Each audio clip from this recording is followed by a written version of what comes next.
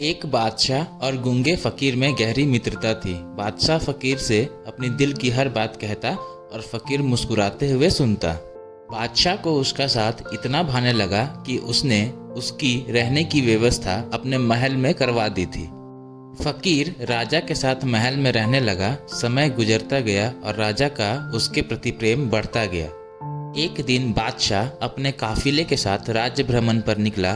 फकीर भी उसके साथ था। शाम को वे राज्य के अंतिम छोर तक के गांवों की स्थिति जानकर वापस लौट रहे थे।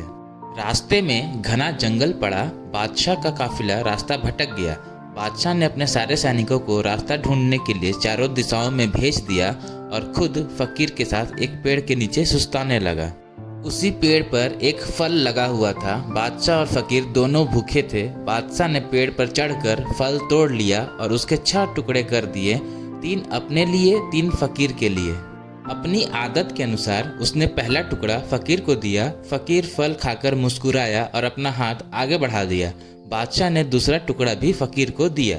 फकीर फल खाकर मुस्कुराया और फिर से अपना हाथ आगे कर दिया। राजा ने उसे तीसरा टुकड़ा भी दे दिया। एक एक करके फकीर 5 टुकड़े खा गया और 6वें के लिए भी हाथ आगे बढ़ा दिया। यह देख बादशाह को बड़ा क्रोध आया। वह बोला, ये मेरा तुम्हारे प्रति प्रेम है कि मैं तुम्हें अपने महल में अपने साथ रखता हूँ, हर सुख सुविधा तुम्हें मुहैया करवाता हूँ। पर आज मुझे पता चल गया कि तुम्हारे दिल में मेरे लिए जरा भी प्रेम नहीं है। भूखा मैं भी हूँ, किंतु तुम इतने स्वार्थी हो कि सारा फल खुद खा जाना चाहते हो। तुम्हारी असलियत मैं जान गया। आज से हमारी दोस्ती खत्म। अभी इसी वक्त मेरी नज़रों से दूर चले जाओ। फकीर चला गया। फकीर के जाने के बाद राजा फल का आखिरी टुकड़ा खाने लगा, लेकिन फल को चबाते ही उसने फल थूक दिया। फल इतना कड़वा था कि उसे खाया ही नहीं जा सकता था।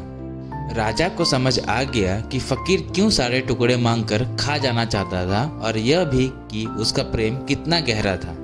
राजा की दी हर चीज वह खुशी खुशी स्वीकार करता था और सदा मुस्कुराते रहता था। इसलिए जब राजा ने उसे फल दिया तो वह भी स्वीकार किया और कड़वा होने के बावजूद मुस्कुराते हुए खा गया। वह सारे टुकड़े इसलिए मांगकर खा जाना चाहता था ताकि राजा को इस बात का पता न चल सके कि वह साधु को कड़वा फल खिला रहा है। जब राजा के दिए मीठे फल उसने खुशी खुशी खाए थे तो कड़वा क्यों न खाता।